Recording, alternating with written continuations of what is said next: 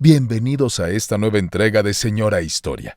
Tome su taza de café y póngase cómodo para escuchar esta Señora Historia, con Silvia Rábago y Alejandra Pinal.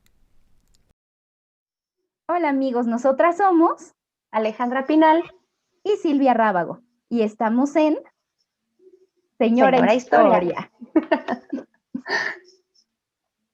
¿Qué tenemos para el día de hoy, amiga?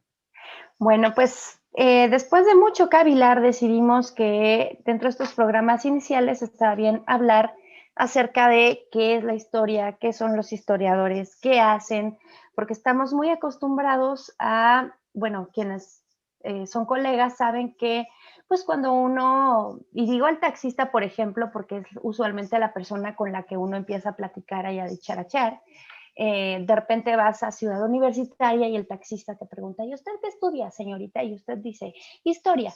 Y entonces te dicen cosas como, por ejemplo, ¿eso se estudia? ¿Qué te han dicho, ¿Historia de Silvia? qué? Ajá, ¿historia de qué? ¿Historia de qué? ¿Universal o de México? Así es. ¿A poco de eso se vive? Y no faltan, o no, Silvia, los que te hacen examen.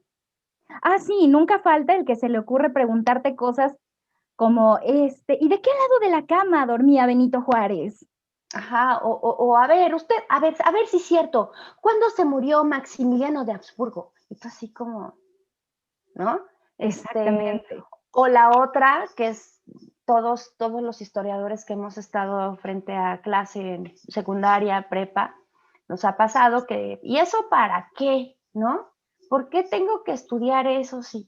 O la otra que también es frecuente es como, ¿y por qué estudias eso si ya pasó? Si ya está en los libros. O sea, técnicamente cualquiera podría hacer historia o dedicarse a la historia, pues porque ya está escrita, basta que saques un libro y la leas y pues ya, ¿no? O sea, punto. Ajá, como para qué se estudia, para qué se hace una carrera en historia. Entonces, en este programa vamos a tratar de abordar todas esas preguntas y vamos a tratar de disipar esos misterios, ¿verdad, Silvia? ¿Quieres Así empezar? es. Vamos a comenzar platicando un poquito sobre este punto de la historia se estudia, si ya está escrita y si solo tengo que sacar un libro porque ya está escrita, entonces, ¿para qué estudian los historiadores? ¿Dónde estudian los historiadores? ¿Qué hacen los historiadores? Nosotras, para empezar, somos egresadas de la licenciatura en Historia de la Facultad de Filosofía y Letras de la UNAM. Ahí fue donde nos conocimos hace ya más de 10 años.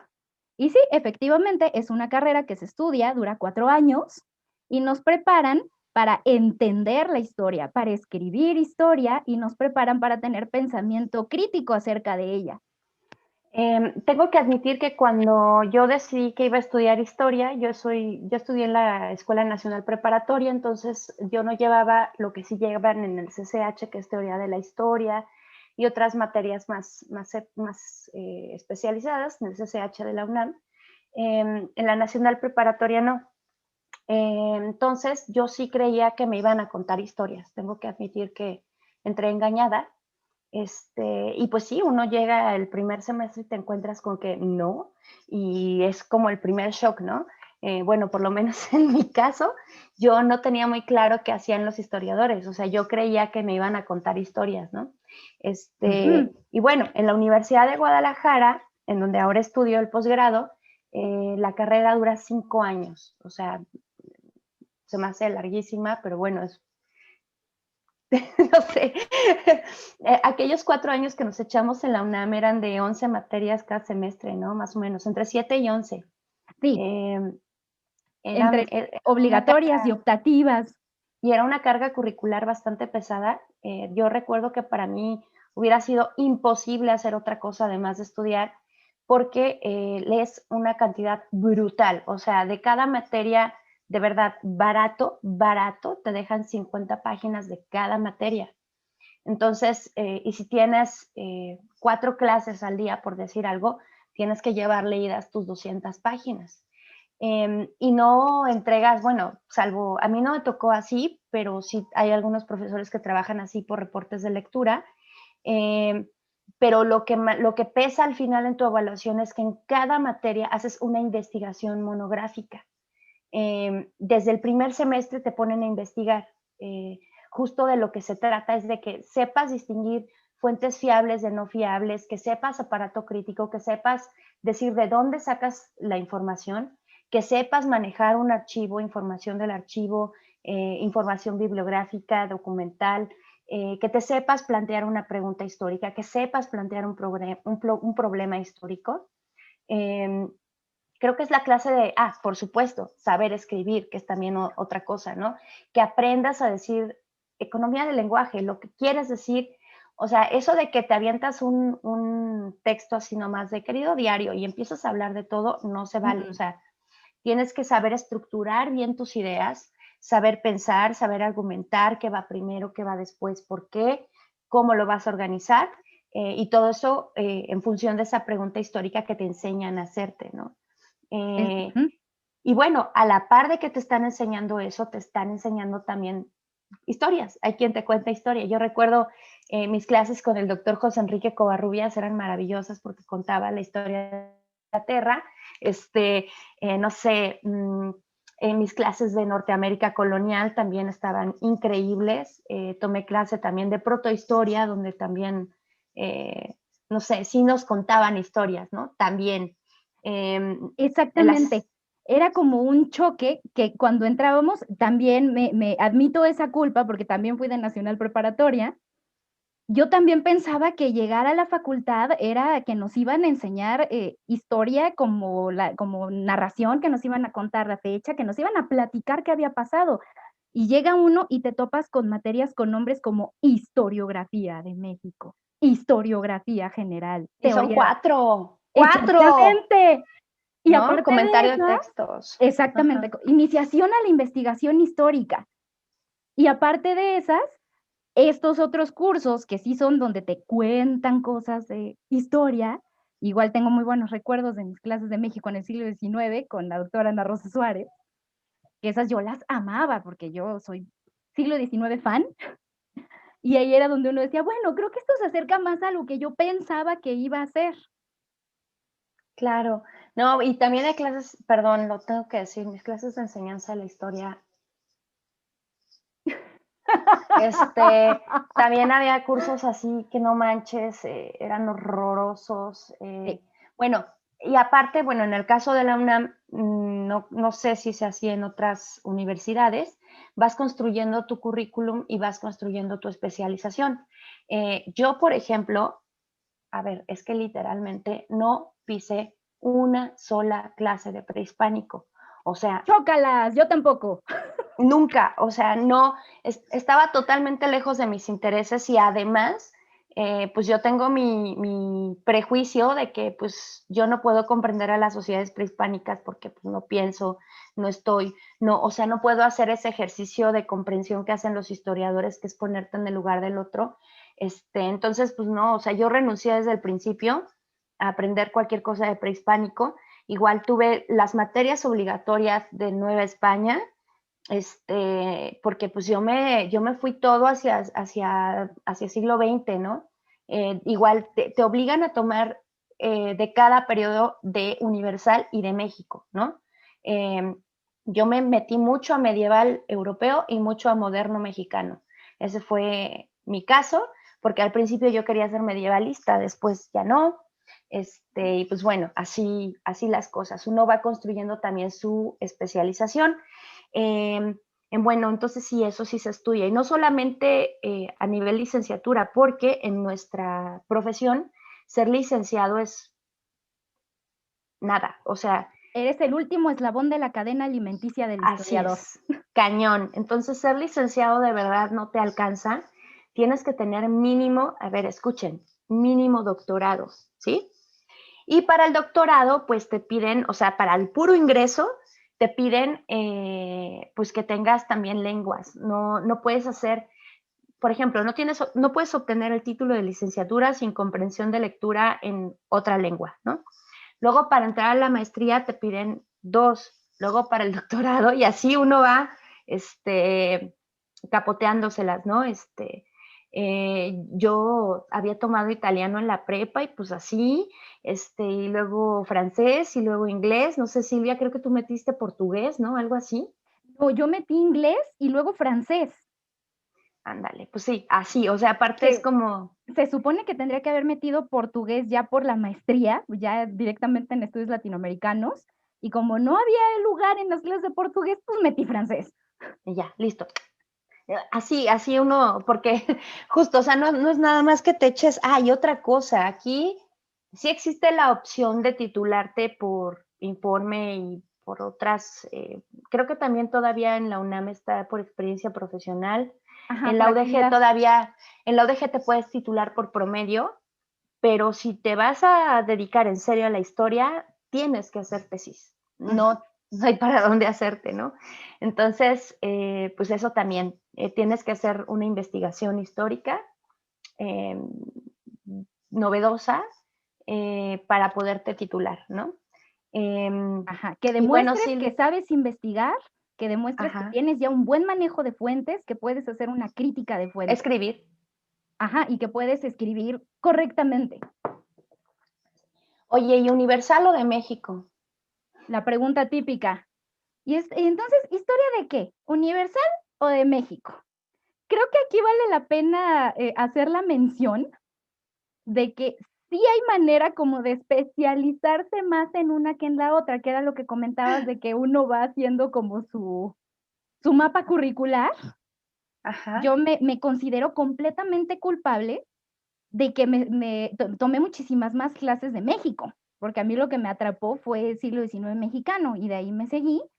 Y de Universal, aunque sí las tomé, tampoco eran mi fuerte. Y hay gente que le gusta más Universal y también existe mucho esta crítica de que aquí nomás hacemos historia de México, ¿no? Que pues bueno, yo no veo por qué estaría de criticarse, ¿no? O sea, ¿qué quieres? ¿Que vengan los alemanes a hacer historia de México?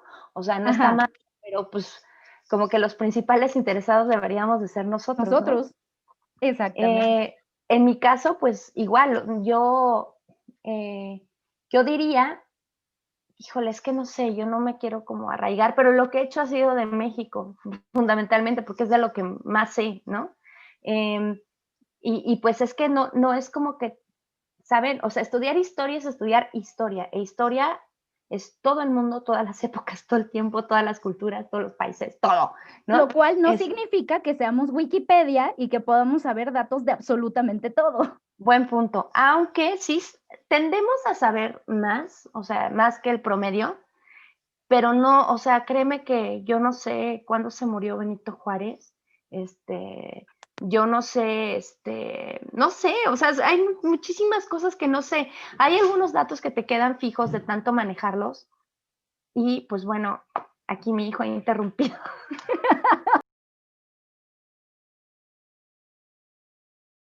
Bueno, esto también nos da pie para decir que los historiadores también tenemos una vida, no nos la Y pasamos solamente. familia y todo, o sea, perdón, así es la vida, ¿no? O sea, en fin, y en la vida pandémica además. Pero bueno, Exactamente. entonces, pues ya se me olvidó en qué estaba, ya se me olvidó el hilo, pero el punto es que, a ver, cuando estudias historia en las instituciones académicas mexicanas, no te dicen, no hay algo así como Universal o de México. Los libros de texto y el programa de la SEP están divididos en Universal y de México, pues porque, no sé, alguien pensó que era buena idea, pero en realidad la historia de México es tan universal como la historia francesa. Yo creo que fue un programa pensado para dar identidad nacional, para dar valores, para dar un discurso de lo nacional en lo que se supone que deberíamos estar imbuidos para crear esta intelequia que es la nación mexicana, ¿no? Justo por eso, por cuestiones de identidad y por intereses del Estado Nacional, pero sí toda historia es historia universal en tanto que todos los países formamos parte del mismo concierto de la humanidad. Entonces, en ese sentido, o sea, por las mismas razones, no es que no te especializas en Universal o de México, sino que te especializas en un problema o en un periodo, ¿sí? Ya que tú tienes una inclinación, ya que tú tienes una preferencia particular por algún momento o no solamente algún momento, algún aspecto de la historia, ¿sí? Es que te vas especializando ahí. En mi caso particular, a mí me importa la historia intelectual del siglo XX mexicano. Entonces, para estudiar eso, yo no puedo renunciar a saber acerca de las corrientes intelectuales europeas o latinoamericanas, no puedo ignorar las guerras que están sucediendo, no puedo ignorar asuntos de sociedad o de género o de, no, o sea, como justo la historia se explica, o sea, o un evento histórico tiene conexiones con todo, entonces tú debes de saber hacer esas conexiones y de tener conocimiento de ese periodo y además manejar metodologías, porque esa es otra cosa. De lo que nos enseñan a pensar críticamente y nos enseñan a escoger las metodologías que vamos a emplear, porque recordemos que el pasado no está en ningún lado, no es que lo podamos tomar como en una fotografía y hacer experimentos, no podemos hacer una revolución francesa y poner a nuestro Napoleón Bonaparte y entonces ver qué es lo que sucede. O sea, en realidad ni siquiera podemos acceder a todas las evidencias de todo lo que pasó en un momento histórico. Entonces tenemos que emplear distintas metodologías en función de nuestras preguntas históricas para poder contestar a nuestros problemas. En mi caso, pues yo hago historia intelectual, entonces yo tengo que saber mucho acerca de hermenéutica, yo tengo que saber mucho acerca de filosofía, yo tengo que saber mucho acerca de, pues de crítica de textos también, ¿no? Y bueno, hay quienes hacen, por ejemplo, historia de los conceptos, que tienen también metodologías más finas que la mía, que no se trata solamente de leer y criticar, sino que hacen bases de datos, buscan repeticiones, buscan patrones, quienes crean gráficas además, hay quienes hacen explicaciones con base en redes y entonces hacen investigación posopográfica, es decir, varias biografías y hacen varias interconexiones, los que hacen historia económica o los que hacen historia demográfica. Vamos, de un solo momento, en un solo periodo, en un solo problema histórico, podemos encontrar un montón de perspectivas que corresponden a un montón de preguntas y que tienen un montón de metodologías con las cuales puedes abordar ese problema. Exactamente. En mi caso, como ya había dicho, yo me incliné hacia el siglo XIX mexicano, pero específicamente política del siglo XIX mexicano, pero no tan sencillo como decir nada más, pues estos eran políticos. Para todo lo que he hecho, me tuve que poner a investigar también sobre derecho incluso, porque no puedo ignorar las corrientes del liberalismo en el siglo XIX, de dónde viene, cuáles son las influencias, qué tipos de liberalismo hay, cómo llegan a México y posteriormente a América Latina. Entonces, no podemos ignorar eso. Es decir, que estudiamos historia o ya escribimos historia no es nada más lo que nos aprendimos, es lo que nosotras también ya estamos haciendo, lo que una produce también, y que es aparte del periodo, el tema, y que lo mismo puede ser de ese mismo periodo que uno elige, lo que bien decías, historia económica, historia intelectual, historia conceptual, historia de las ideas, historia de la vida cotidiana, de lo que se les ocurra se puede hacer historia. Y perspectivas también, o sea, puedes a partir de una perspectiva materialista, ¿sí? De una explicación marxista de la historia, puedes partir de género, vamos, hay muchas perspectivas que corresponden a las preguntas de cada historiador y por eso, principalmente por eso, es que podemos decir que la historia no está escrita, una. O sea, no es que porque ya está en un libro que alguien escribió, no sé, no es porque México a través de los siglos haya estado escrito ya, que ya no, ¿para qué haces historia de México, no, Silvia? Si ya está escrita la historia de México. Viva Palacio, ¿no? ya no se ahorró el trabajo. Pues ya, ¿para qué vuelve sobre lo mismo? Y es que también ese es otro asunto que hay que considerar, ¿no? Como la historia es investigada y escrita por un historiador que acude a estos métodos y estas preguntas, la historia que yo escriba siempre va a ser diferente a la que escriba cualquier otro, aunque correspondamos en la misma época, aunque seamos Silvia y yo que somos contemporáneas, cuatas y todo eso, nuestras interpretaciones históricas siempre van a ser diferentes. Y entonces lo que tenemos en realidad son siempre perspectivas distintas de mismos problemas, que pueden ser complementarias o pueden ser contrarias. Y ahí está el feeling, ahí está la crítica, ahí está pues... El debate incluso. El debate, pues por parte de cada historiador, pues para decir cuál es la versión que goza de más credibilidad, ¿no? Y para eso también están las academias, porque una academia de historiadores o la academia de los historiadores, pues también entre pares estamos velando porque los métodos, porque las perspectivas, porque además la historia, ustedes saben, es susceptible de ser utilizada de muchas maneras. Se puede utilizar para legitimar dictaduras, se puede utilizar para manipular personas, se puede utilizar con muchos fines, ¿no? Entonces también los historiadores estamos como velando por esos usos que se hacen de la historia, denunciando los malos usos y apoyando una actividad lo más científica posible, ¿no? Así es. Por lo mismo es que aquí es la gran respuesta de por qué se estudia la historia. Por todo esto que hemos estado comentando, porque es un proceso no de aprenderse cosas, sino de saber pensar, de saber criticar y de saber exponer lo que uno ya encontró para responder esa pregunta histórica, ¿no? Y además porque pues diario está pasando la historia, ¿no? Exacto, no es algo que ya pasó y que ya se escribió. La historia la estamos reescribiendo constantemente. A partir de la Así es. incorporación de nuevas fuentes, a partir de la incorporación de nuevos puntos de vista, de nuevas metodologías que cumplan ciertos criterios de rigurosidad. Y además a partir de nuevas preguntas, o sea, el ejemplo que más accesible se me hace es el surgimiento del feminismo, ¿no? O Claro, sea, el feminismo que sí tiene ya sus años, tiene ya su historia, tiene ya su tiempo, pero hasta hace muy poco las mujeres hemos accedido a los puestos de academia y a las posibilidades para poder preguntarnos por nosotras mismas y poder escribir por nosotras mismas, ¿no?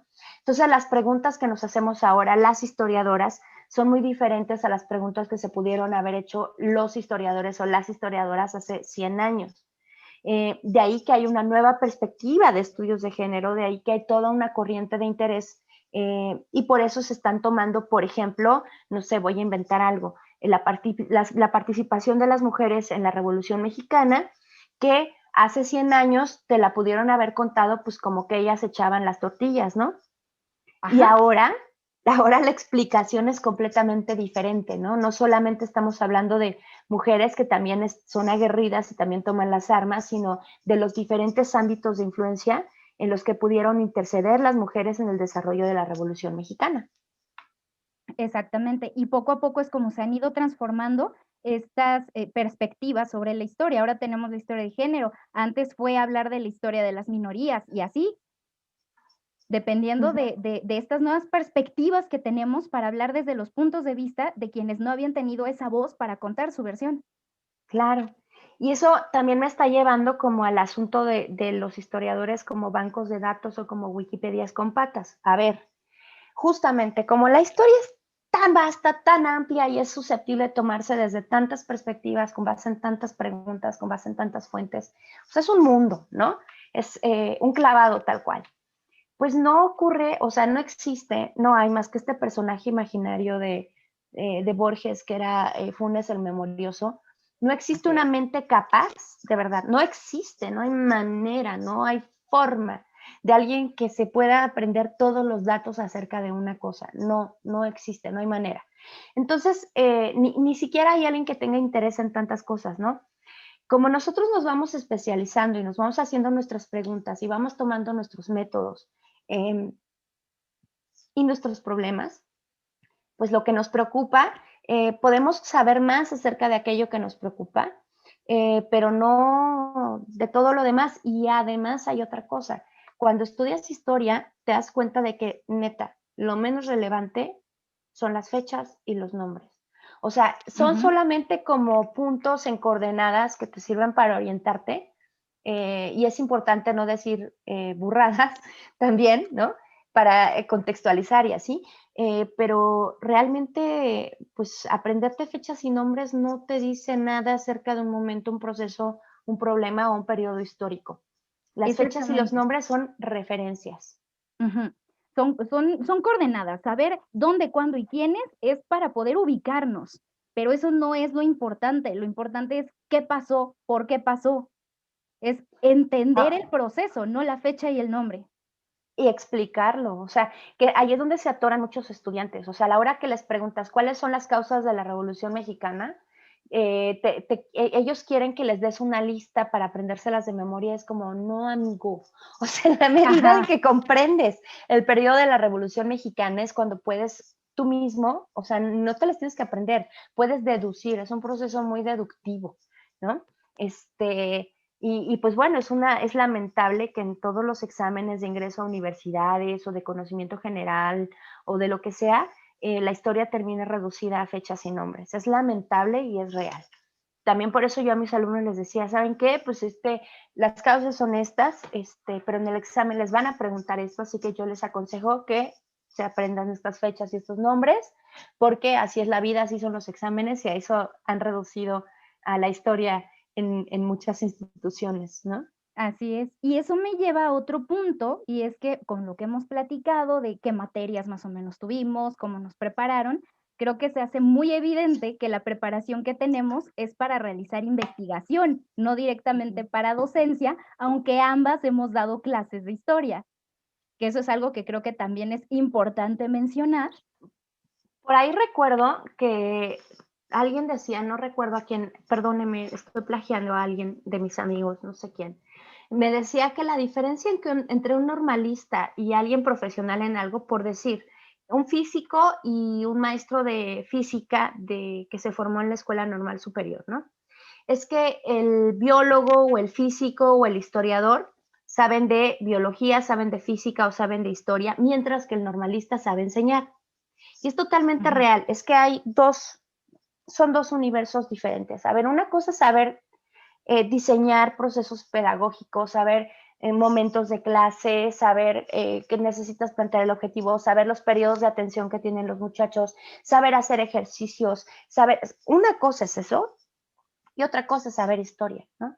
Y entonces, pues a nosotros nos formaron como investigadoras y bueno, para mí sí, así fue un proceso de años de ir aprendiendo en los distintos lugares donde fui trabajando, cómo enseñarles a los chicos, cómo contarles historias, cómo lograr los aprendizajes esperados, cómo lograr las dinámicas de clase. Pues para mí sí fue toda una experiencia y bueno, en el último lugar donde trabajé dando clases en prepa fue donde aprendí más, porque además tuve una jefasa que me enseñó muchas cosas muy buenas. Y bueno, sí, son universos completamente diferentes. Y creo, Silvia, que ahí está buena parte de cuándo se rompe el diálogo entre la historia académica y las personas normales, comunes y corrientes, ¿no? Porque Sí. literalmente los académicos hablamos nuestro dialecto Ajá. Y para los 5 que entienden el mismo tema que hacemos. y que entienden los mismos problemas que tenemos en la cabeza, ¿no? O sea, que no tienen por qué preocuparle a los demás, ¿no? Creo que ahí hay como Una una desconexión. total. Aparte, y otra cosa es la divulgación, ¿no? Ajá. Eh, Oye, y sobre el campo de trabajo, ¿qué podemos decir? Pues creo que básicamente, los 2 que habíamos tocado, que es investigación y docencia, son los que creo que incluso la guía de carreras, que hace 1000 años que no la veo, porque, pues, ya y esas cosas no me incumben, ¿verdad? Pero lo que decía la guía de carreras hace mucho tiempo, es que el campo de trabajo del egresado de la licenciatura en historia era la investigación o la docencia. ¿Se puede hacer más? Claro que se puede hacer mucho más. Creo que nosotras somos el ejemplo de todo lo que se puede hacer, además de docencia y de investigación. Pues sí, y bueno, docencia e investigación, en este caso están como pensadas más como al interior de la universidad, ¿no? Como Ajá. académicas. Pero bueno, hay iniciativas privadas como la del ingeniero Krause, que hizo Ah, su claro, industria histórica, ¿no? De divulgación, el ingeniero. Bueno, es, subrayamos. pues está como, no sé, podríamos hacer muchas cosas, proyectos editoriales, proyectos de divulgación como eh, em, curar museos, aunque hay gente especializada en eso, que son los museógrafos y los museólogos. Y bueno, ahí hay muchas, muchas especializaciones más. Em, Pero es pero un pues campo que sí, también tenemos, incluso, y hay gente que lo desprecia mucho, pero también es un campo en el que entramos y que muchos chicos lo hacen como servicio social, las visitas guiadas en museos. Conozco, sé de algunos colegas que han hecho sus negocios o bueno, sus empresas, o no sé cómo decirle, que han hecho sus iniciativas, sus emprendimientos, dando tours, dando visitas guiadas, que también también conozco gente que se ha especializado en arte y que se dedican a certificar también la autenticidad de obras o de papeles o cosas así. Silvia y yo hemos trabajado bajo encargo también ciertas cosas, ¿no? Por ejemplo, para los libros de texto en editoriales, también Silvia, más que yo solamente una vez, se trabaja como, pues elabórame un examen, ¿no? Entonces te pones a elaborar los reactivos, yo he trabajado también independiente asesorando tesis, como consultora técnica también, bueno, han sido como... Ajá. Trabajos de consultoría también hay. En algún momento tuve la experiencia dentro de la misma universidad de asesorar unas lecciones interactivas para bachillerato. Uh-huh. Y lo que yo hacía, ahí es donde se veía esta diferencia entre que el que sabe, que sabemos historia, pero no nos preparan para saberla enseñar muchas veces. Éramos un equipo, yo como historiadora, lo que veía era la pertinencia de los contenidos, que no hubiera algo erróneo, pero había un equipo de pedagogas revisando toda la parte de las actividades, de que se entendiera, de que estuviera correcto para el nivel de estudio. Entonces, de que hay de dónde trabajarlo, hay de dónde trabajarlo, porque es otra de las preguntas o de los cuestionamientos que escuchamos muy seguido. ¿Historia? Te vas a morir de hambre si estudias historia, ¿no? Pues de hambre no, a lo mejor te mueres de falta de auto y de casa, pero eso no es exclusivo de la historia, amigos. O sea, no. Eso en este contexto en el que vivimos en México, así estudias medicina, derecho, ¿cuáles son las clásicas? Medicina, derecho, odontología, no sé, estudias lo que estudies, si no te mueves ya valiste. O sea, realmente así estamos como en este país, en estas condiciones laborales. Uh-huh. ¿Y para qué dirías entonces, Silvia, que sirve la historia? Bueno, vamos a dar nuestras opiniones. Aquí también se vale, amigos, que ustedes opinen si creen que les sirve para algo o no, o para qué les sirve. Cuando daba clases, creo que era la pregunta de cajón. Cuando empezaba a dar clases de prepa, en la preparatoria en la que estuve, era, ¿y a mí para qué me sirve aprender esto, además de pasar su materia y no quedarme atorado en quinto de prepa, ¿no? Una de las explicaciones que yo les daba es que lo vieran incluso desde una perspectiva personal, que poder entender el pasado, poder interpretarlo, poder saber todo lo que ya sucedió, los podía ayudar a entender los fenómenos y los procesos del presente. Alguna vez les dije también, a ver, tú, perenganito, ¿cómo te explicarías que tú eres tú en este momento si no es por tu pasado y por todo lo que ya viviste? Con la historia es lo mismo. ¿Para qué te sirve aprender esto? Para que entiendas tu contexto, para que entiendas lo que estás viendo, para que tengas un punto crítico sobre lo que está pasando a tu alrededor. Esa era una de las cosas que yo les decía. ¿A tus alumnitos qué les decías? Yo les decía, bueno, la primera es para que sepan que esta escuela antes era un panteón. Claro, como obvio, todas. Todas. No.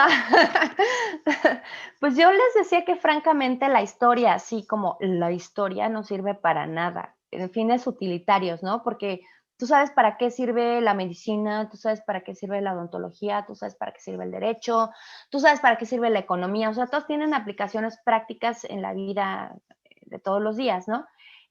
Tal explicación, o sea, tal tipo de función, pues no la encuentro más que tal vez para entretenerte, ¿no?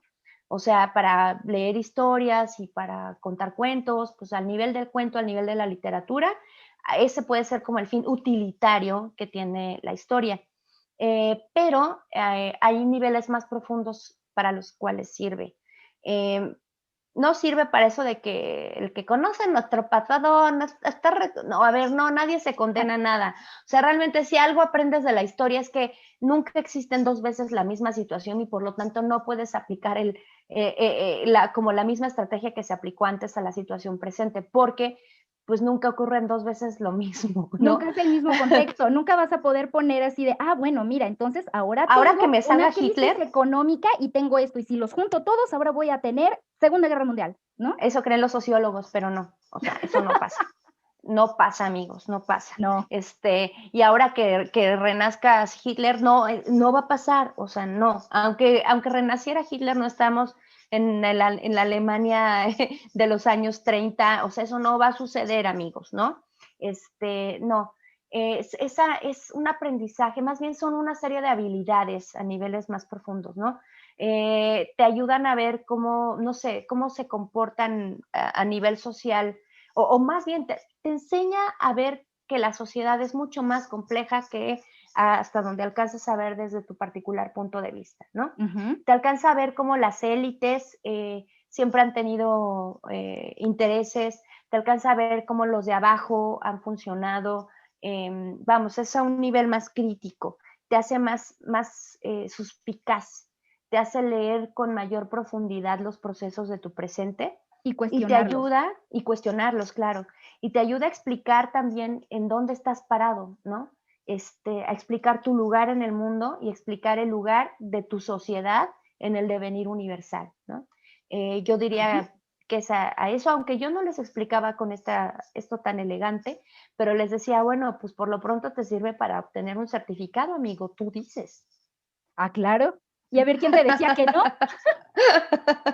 Pues Aquí sí. me brinca otra pregunta que no sé si, o bueno, cuestión que no sé si la has escuchado también, que no falta el que dice que la historia sirve, que si entiendes el pasado o estudias el pasado, entiendes el presente y puedes ver hacia el futuro. Y yo digo, señores, los historiadores no somos adivinos, Ni brujos. Nos ni gustaría, brujos. podríamos cobrar, pero no.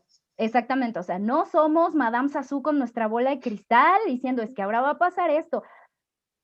Evidentemente no. Y amigos, el que les diga que el historiador a partir de lo que sabe puede saber lo que va a suceder o puede tener una idea de lo que va a pasar, les está mintiendo. Miente. Miente. O sea, podemos ver como ciertas orientaciones, ¿no? O sea, podemos entender ciertas cosas y podemos tirar ciertas posibilidades, pero hasta ahí. Hasta ahí. O sea, recuerdo mucho que una de mis alumnas cuando estaba Calderón en la presidencia, me preguntaba, oiga, ¿y va a volver a quedarse el PAN? Y yo así como haciendo uso de mis habilidades esotéricas le decía, no. ¿No? ¿Por qué? Pero no porque yo tuviera de verdad como una capacidad de mirar al futuro, sino pues cómo estaba movida la élite política y cómo se estaban conformando los grupos, pues a mí me daba la impresión de que no. O sea, Claro, porque hay haces un análisis de lo que está sucediendo, porque tienes herramientas para hacer crítica. Exacto, es esa crítica de la que estamos hablando, que no es propia solamente de los historiadores, sino de aquellos que desarrollan esas habilidades de análisis que tenemos los historiadores, pero no solamente nosotros. Hay otros profesionales que también las tienen como parte de su desarrollo y de su formación. Ciencias sociales en general, al menos Así se es. debería. Bueno, derecho no, pero No pero nos bueno, odien, algunas. amigos abogados, no nos odien. Es que también, oye, no puedo evitarlo. Es que, a ver, no sé por qué, si es como una deformación profesional o no sé, pero sucede mucho entre los licenciados en Derecho, como les enseñan mucho derecho romano y mucha historia, pues, historia del derecho, ellos pues luego creen que saben historia y andan dando clases de historia. Y es así como, no, amigo. O sea, es Yo que no una voy a ir cosa. a arreglar un problema en un juzgado, ¿verdad? No, aunque yo haya leído muchas leyes. O sea, no se trata como solamente de leer, son estas habilidades críticas que adquieres en la formación que pues no tiene un licenciado en Derecho. O sea, no es nada más leer historia lo que te hace historiador, es investigarla, escribirla, criticarla, confrontarla. Son esas operaciones de Gauss, bueno, es un desarrollo complejo y además no se desarrolla nada más como leyéndolo, ¿saben? Es prueba y error y estar escribiendo y estar escribiendo y estar investigando una y otra vez es lo que te ayuda a desarrollar esas habilidades. Ajá, y poco a poco ir formando también tus propias ideas, porque creo que es un proceso que pasamos casi todos, que es primero aprender a leer la fuente y con el paso del tiempo aprendes a hacer la crítica para al final poder acabar dando tu propia versión y lo que tú crees a partir de todo esto. Es el proceso de formación, creo que del historiador. Así En es. muchas ocasiones, ¿no? Así Y que, de aquí hasta que te sientas con autoridad de decirlo, no, pueden pasar años y el diluvio y secarse después. Así que si Sí. alguien nos está viendo que quiere estudiar historia, que esté estudiando historia, pues un poquito ya saben el panorama de lo que van a hacer, las opciones que tienen. Cualquier duda, coméntenos. Y por favor, interactúen con nosotros y díganos cuáles son sus otras preguntas acerca de lo que hacemos los historiadores o cómo es eso de la academia en historia, y nosotros les estaremos contestando. Exactamente. Así que cualquier duda, ya saben, este proyecto es para ustedes porque las historiadoras no nada más nos dedicamos, no somos entes que andan flotando únicamente haciendo crítica de fuentes y escribiendo, también tenemos una vida, también tenemos familia, también nos gusta ver la tele o no, o pregúntenos lo que quieran, estamos abiertas a comentarios y ¿alguna otra cuestión que debamos Pues tratar? creo que no, creo que abordamos los puntos que teníamos planeados abordar, y pues nos despedimos entonces en esta ocasión de nuestros amigos, y no sin dejar de invitarlos a participar y a seguirnos en nuestras redes sociales. Así es, síganos en Facebook, síganos en nuestro canal de YouTube y nosotras nos despedimos recordándoles que la historia no es pasado, Está está pasando. pasando. Hasta la próxima. Gracias por acompañarnos. Síguenos e interactúa con nosotros en Facebook y en YouTube. Queremos escucharte. Los esperamos la próxima semana en la siguiente entrega de Señora Historia. Hasta pronto.